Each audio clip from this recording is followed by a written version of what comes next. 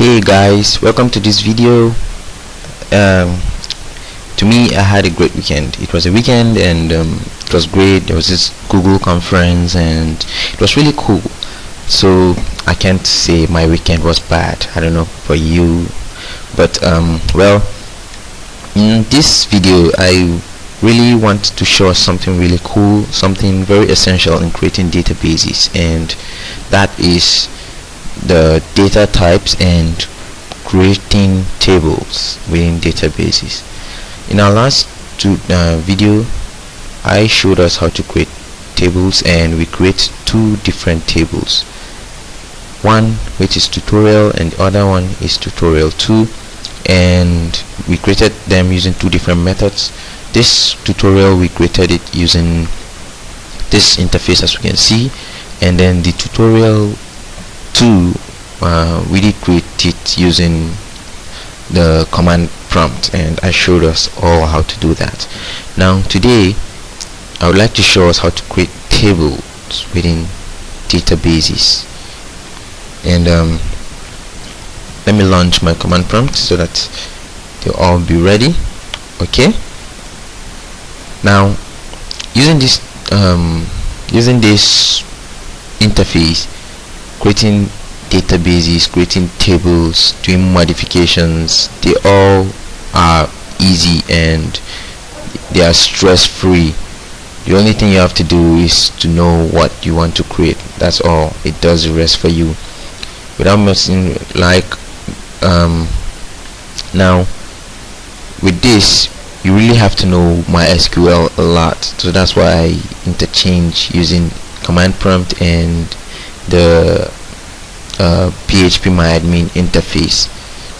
Well, today we would like to create a sample table. Let's just say maybe admin table, and number of columns, let's say 3, and I'll show you what all this means. So you click go and it brings out this. Each of these is the name of the field you would like to put, and well, we would like our database to have an ID. We would like it to have the username field and the password field, and the ID is actually basically just to uniquely identify which user, or since we named it as admin, which admin uses this. And for username, you know what that means. It's just the username you use to log in, and for password, it's the password you use that corresponds to the particular username. Let's say we have an ID, someone with an ID of 1, and the person's username is maybe John, and the person's password is login. Let's say these are someone's credentials. Now another person might have a different view, a different login credential, and that person might have an ID of 2. The username of that person might be Jane. It might still be the same password, yeah, or the password might be password.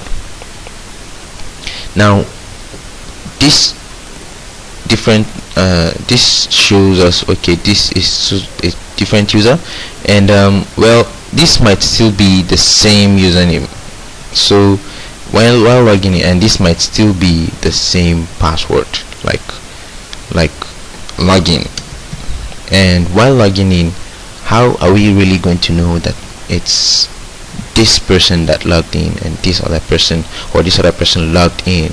Possibly maybe there are 2 Johns in the company or in the firm, and they all have username as John. They decided to put their passwords as login, and we need to show them different dashboards because they are of different qualifications. Now this is why we need to use the ID or not necessarily ID, but any other field that would uniquely identify the user. Now this type means data type, and I was even thinking of putting data type as is just a different class on its own, but well, they go together with creation of tables, so I decided to make it just a wholesome lesson. Now type is basically like how you want the field to be, the characters you want the field to take, the content you want the field to take. We have different, as you can see, we have a lot of them: integers, variable characters, text, date. These are the major ones, that's why they are here.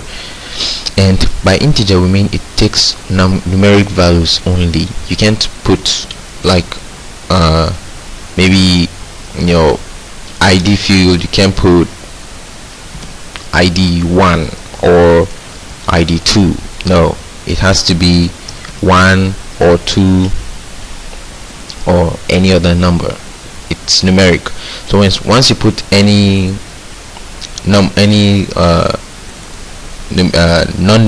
value, it doesn't store anything there and it brings on an error. Well, that's why we need to leave it at integer for this particular field. And the length, well, the length here just explains the length of characters you want it to take. Well, we're putting it as 11 as the default. By 11 I don't mean you can have only 11 users. No, what I mean is you can have number 1 2 3 4 0 up to another 1, like that. So if you have such number of users, that's about 1 billion or so, and well, that's a lot. You can increase, you can add more if you like, but it's flexible. Well, you can still leave this as default. They are a little bit advanced. And well, for the next attribute we have null. Now when I tick this, it means this particular field can be null, and by null we mean empty.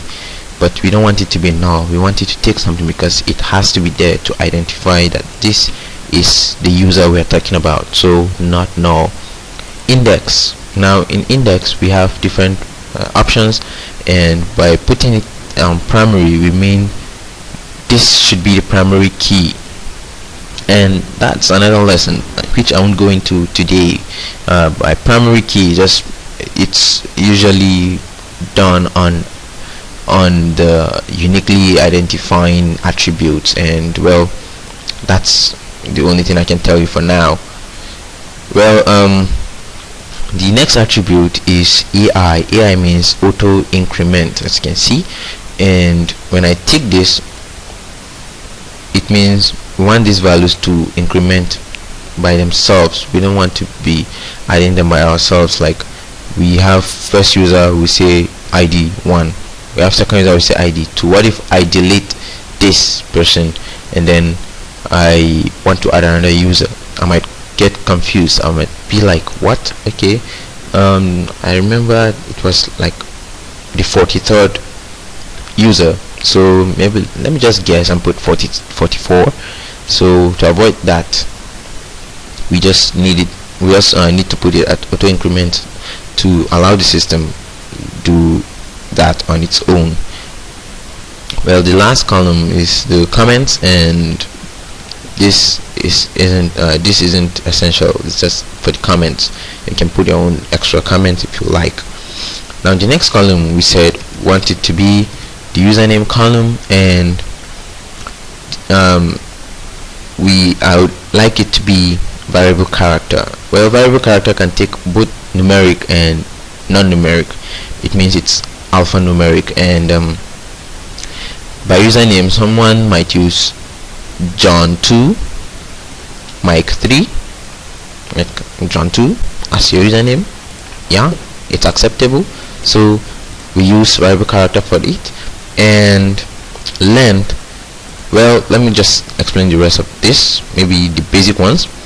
Text also takes alphanumeric values, but the it takes more values than variable character.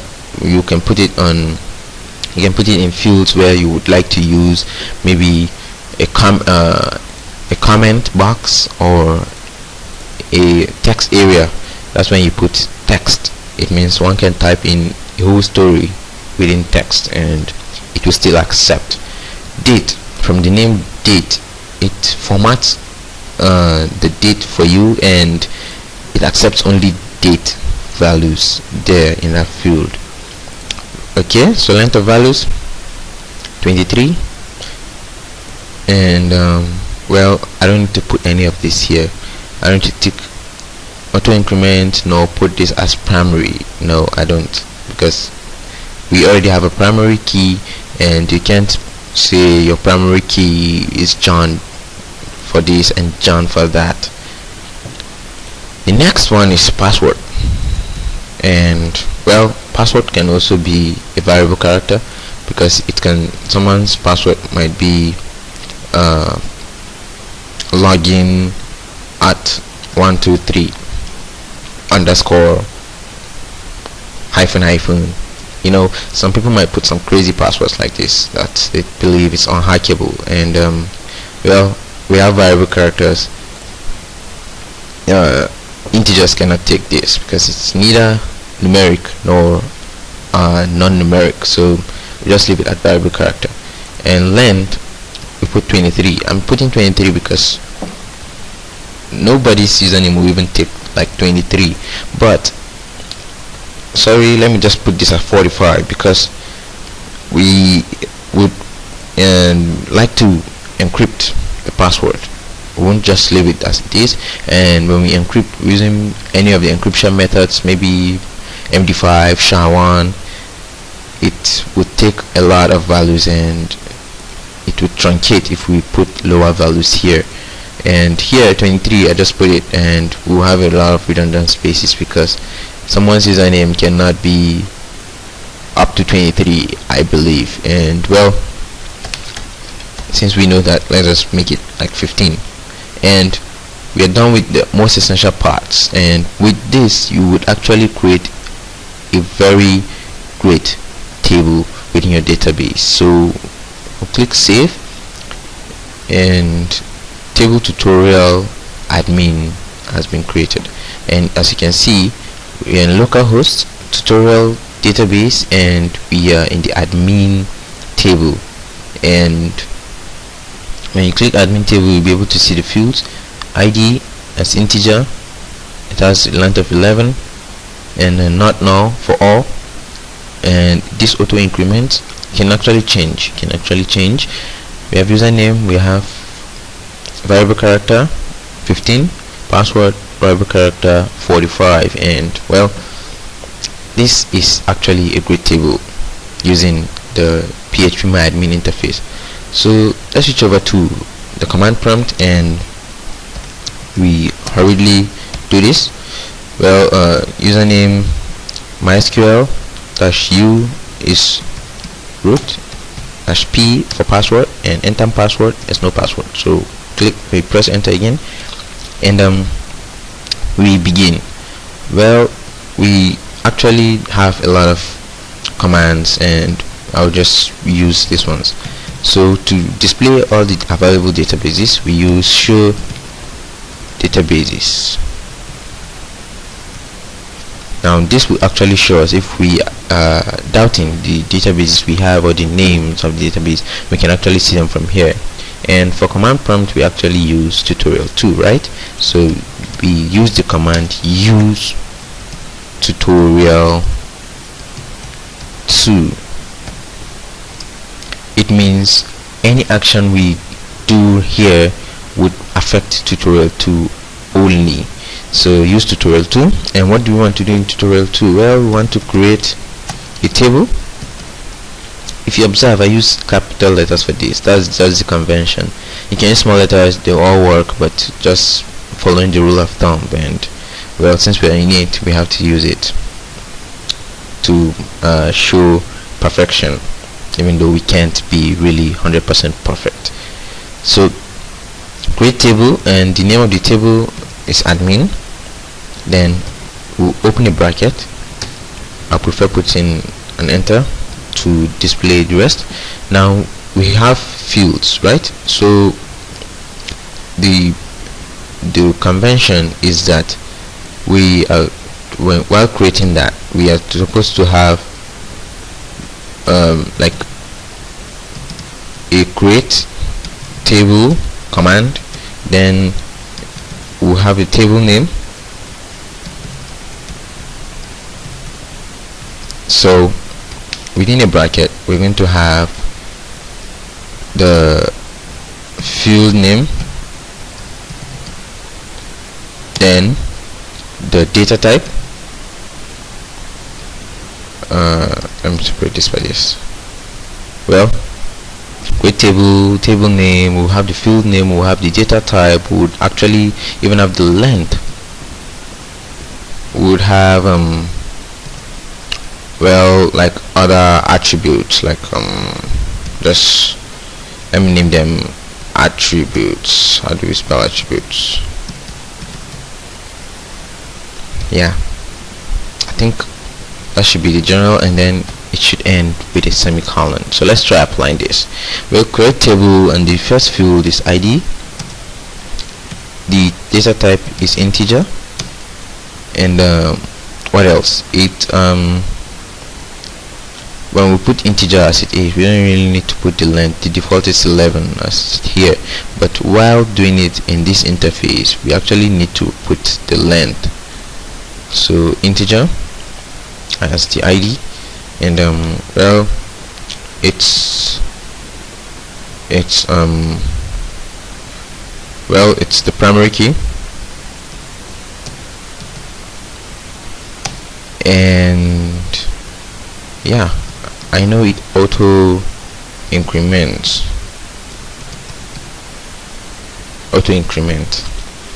I believe this should be enough for this particular field. Separate them by a comma.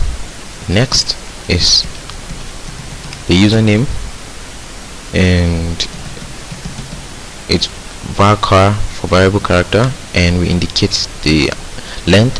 We indicated it as 15 there, and well, not null. We can actually put not null for ID too. Now the third one is password, and it's also varchar 45 and not null. So we end with a bracket and a semicolon.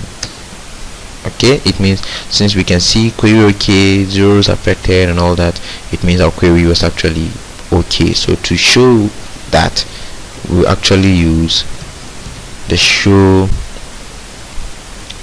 no, not show, but explain the name of the table. Now explain admin semicolon, and we'll actually be able to view the field, the type, is it null, not null. Well, as you can see, we didn't include this to be not null, but by default it's not null, and it's the primary key. Yeah, it auto increments, and well, we have our table that looks exactly like this. If you really want to check it out, you can check it out here too. Like, well, I don't believe you, why not I check it out for myself? Well, you come to tutorial 2 here using phpMyAdmin, and you see that we have an admin table and the fields are there. So we use that, we created that using this. It depends on you, it depends on your choice, but to me, I learned my SQL using the hard way, and I learned using this, and today I don't face problems using MySQL queries, because all these are the ones you use within your codes while writing them. So I think that's all for today. I believe we've learned a lot, and I hope to see you in the next video. Thank you.